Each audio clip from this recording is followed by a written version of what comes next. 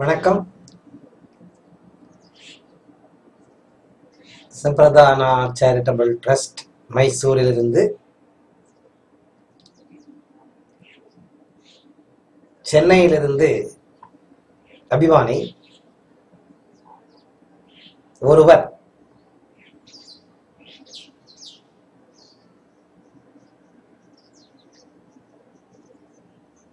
நல்லவராய் இருப்பதினால் அதிக துன்பங்களை சந்திக்க வேண்டியிருக்கின்றது. இதற்கு என்ன செய்வது? குருவே, நேற்று நான் உங்களுடைய ஆத்மா மற்றும் மனது குறித்து வீடியோவை பார்த்தேன். அதில் தாங்கள் சொல்லியது போல நான் ஒரு 3-4 வருட காலமாகவே ஆன்மீகத்தில் மிகுந்த ஈடுபாடு கொண்டு என்னை நான் பரிமாற்றம் செய்து கொண்டு நல்ல குணங்களை என்னுள்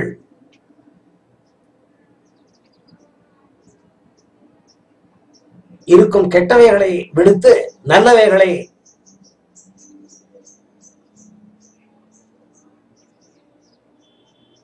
எடுத்துக்கொண்டு வாழ்க்கையில் முன்னேற நான் முன்வந்தேன். அந்த சமயத்துல என்னுள்ள மாற்றம் இருக்கே தவிர உலகத்துல இருக்கிறவங்க யாருமே மாறல. ரொம்ப நல்ல கேள்வி கேட்டிருக்கிறார். உலகத்துல யாருமே மாறாத இருக்கிற டைம்ல நான் ஒருத்த மாத்திரம் மாறினேன்னா எனக்கு என்ன தொந்தரவு ஆயிட்டு இருக்குன்னு கேட்டீங்கன்னா, எல்லாம் வேற மாதிரி பாக்குறாங்க. ஒண்ணு, என்னை ரொம்ப துன்புறுத்துறாங்க. நான் ரொம்ப சாதனை நினைச்சுக்கிட்டு என்னை ரொம்ப துன்புறுத்துறாங்க. குருக்களே, இதை எப்படி நான் ஹேண்டில் பண்றதுன்னு எனக்கு தெரியல. ரொம்ப நல்ல கேள்வி.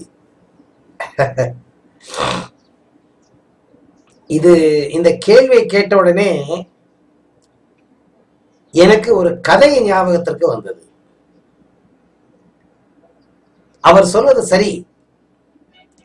பரிமாற்றங்கள், பரிவர்த்தனைகள் என்னுள் ஏற்பட்டிருக்கின்றதே தவிர உலகம் அப்படிதான் இருக்கு.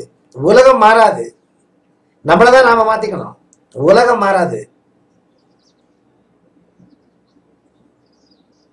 ஒரு கதை எனக்கு இங்க ஞாபகம் வருது, சொல்றேன் கேளுங்க.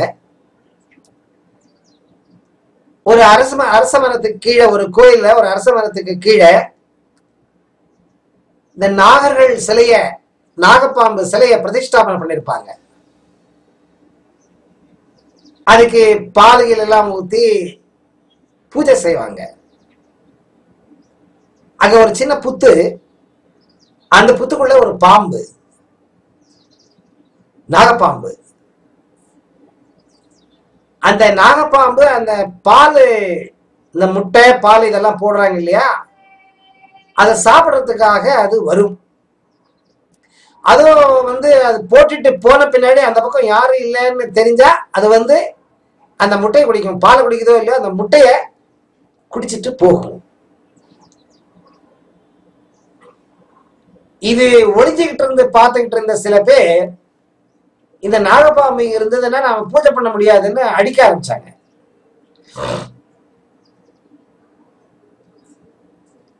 இது அடி வாங்கிக்கிட்டு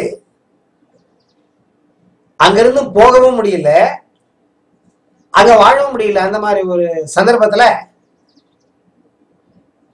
அதுக்கு என்ன பண்றதுன்னு தெரியாம கடவுளை வேண்டிக்குது. கடவுளே, நான் என்ன காப்பாத்திக்கிறதுக்காக கடிக்கிறேன், ஆனா ஜனங்க என்ன அடிக்கிறாங்க, என்ன பண்றதுன்னு தெரியல, நீதான் என்ன காப்பாத்தணும் அப்படின்னு கடவுளை கிட்ட வேண்டி கேக்குது. கடவுள் பிரத்யட்சமானார் முன்னாடி. பாம்புக்கு சொல்றார் கடவுள், பாம்பே, நீ வேணும்னு கடிக்கிறியோ இல்ல சும்மா கடிக்கிறியோ, பாம்புன்னு சொன்னாவே பாம்பை கடிச்சா செத்து போயிடுவாங்கங்கிற பயம் மனுஷன் மத்தியில இருக்கு. அதனால நீ கடிக்கலன்னா கூட அடிக்கிறாங்க. ஆனா நீ சாதுவா இருந்தேன்னு வச்சுக்கோ, அவங்க அடிக்க வந்தப்ப கூட நீ ஒரு 2 தடவை 3 தடவை நீ சாதுவா இருந்தேன்னா கண்டிப்பா உன்னை யாரும் அடிக்க மாட்டாங்க. நீ யாரையும் கடிக்காத. நீ 2-3 பேரை கடிச்சு சாகடிச்சதுனால ஜனங்களுக்கு பயம் வந்துட்டு இருக்கு, இதுக்குள்ள இருக்கிற பாம்பு கடிக்குது, அதை சாகடிச்சிடலான்னு சொல்லி ட்ரை பண்றாங்க. இந்த முன்னாடி நீ யாரையுமே கடிக்காதவனுக்கு ஒண்ணும் ஆகாது அப்படின்னு கடவுள் சொல்றாரு. சரி, இது உள்ள போயிடுது பாம்பு. இதே மாமூலா அதுக்கு பால் போடுறாங்க, முட்டை போடுறாங்க. அந்த புத்துக்கு இந்த பாம்பு வெளியே வந்து அந்த முட்டைய குடிக்குது, பாலை குடிக்குது. மாமூல் போலவே ஜனங்க அதை அடிக்கிறாங்க, அது தப்பிச்சுக்குது, அடிக்கிறாங்க, தப்பிச்சுக்குது, அடிக்கிறாங்க. உடம்பெல்லாம் காயம் ஆயிடுது, ரத்தம் கொட்ட கொட்ட. அந்த பாம்பு அந்த புத்துல இருந்து வெளியேறி நான் வேற எங்கேயாவது வெளியே போய் படிச்சுக்கிறேன்னு சொல்லி வெளியே போகுது. அப்ப போறப்ப கேட்டுக்கிட்டு போகுது கடவுளை, கடவுளே நீ சொன்ன மாதிரி கடிக்காதேன்னு சொன்ன, நான் யாரையுமே கடிக்கல, சத்தியமாவே நான் வந்து அவங்க கொடுத்த துன்பங்கள் எல்லாம் நான் பொறுத்துக்கிட்டு நான் வாழ்ந்துட்டு இருந்தேன். இப்ப பார்த்தா என்னுடைய உயிருக்கே ப்ராப்ளம் ஆயிப்போச்சு, நான் என்ன பண்ணிட்டோம் அப்படின்னு சொல்லிக்கிட்டு போகுது பாம்பு. கடவுள் திருப்பியும் எதிரில் வர்றாரு. அது கடவுள் கேட்கிறார், என்ன உடம்பெல்லாம் காயம் இருக்கு, இவ்வளவு ரத்தம் கொட்டுதில்ல உடம்புல, எல்லாம் சொல்லுது பாம்பு இந்த மாதிரி ஆயிடுச்சு. ஐயோ முட்டாள் பாம்பே, ஐயோ மடத்தனமான பாம்பே, நான் கடிக்காதேன்னு சொன்னனே தவிர ஜனங்களை கடிக்கிற மாதிரி பயப்படுத்தாதே நான் உனக்கு சொல்லலையே. உன்னை யாராவது அடிக்க வந்தா கண்டிப்பா நீ கடிக்கலன்னா கூட அவங்கள பயப்படுத்தணும். புஸ் புஸ் புஸ் 4 தடவை கொட்டுற மாதிரி நீ அவங்கள பயப்படுத்தினா, ஓ இந்த பாம்பு நம்மளை கொட்டிடும் சொல்லி ஓடி போயிடுவாங்க, உங்களுக்கு தொந்தரவு கொடுக்க மாட்டாங்க. ஆனா எப்பவுமே கடிக்காத, கடிக்கிற மாதிரி நீ நாடகம் ஆடணுமே தவிர கடிக்க கூடாது அப்படின்னு சொல்லிட்டு போயிடுறார். இந்த உடம்பெல்லாம் தடவை கொடுக்குறார், அந்த காயங்கள் எல்லாம் போயிடுது. திரும்பவும் பாம்பு அதே புத்துக்கு போய் கடவுள் சொன்ன மாதிரி யாரு சீண்ட வர்றாங்க, சீண்ட வர்றவங்களை கடிக்கிற மாதிரி நாடகம் ஆடுது, ஆனா கடிக்கிறது இல்லை. ஸோ வாழ்க்கை இன்பமயமா ஆயிடுது. ஸோ இந்த கதை ஏன் இங்க நான் உங்களுக்கு சொல்ல விரும்புறேன்னா, எங்க இப்ப நான் இருக்கிற இடத்துல ஒரு சின்ன இன்சிடென்ட் நடந்தது. ஒரு இடத்துல நான் கோபத்தை காமிக்க வேண்டிய சந்தர்ப்பம் வந்தது. இப்ப எனக்கு கோபம் வர்றதில்ல, எக்கச்சக்கமா கோபம் வந்துட்டு இருந்தது, கோபம் எல்லாம் போயிடுச்சு. ஆனா நான் கோபப்படுறது இல்லைங்கிற காரணத்துக்காக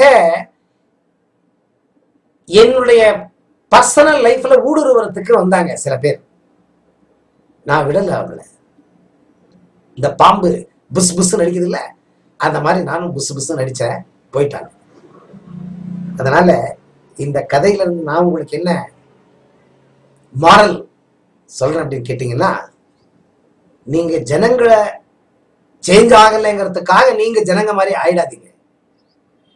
இந்த பரிவர்த்தனை உலகத்துல கிடைக்கிறது லட்ச லட்ச வருஷத்துல நீங்க புண்ணியம் பண்ணிருந்தா மாத்திரம்தான் உங்களால பரிவர்த்தனை கிடைக்கும். வேற மனிதர்களை விட நீங்க டிஃபரெண்டா இருக்கணும் அப்படின்னு நீங்க நினைக்கிறதே ஒரு பரிவர்த்தனை.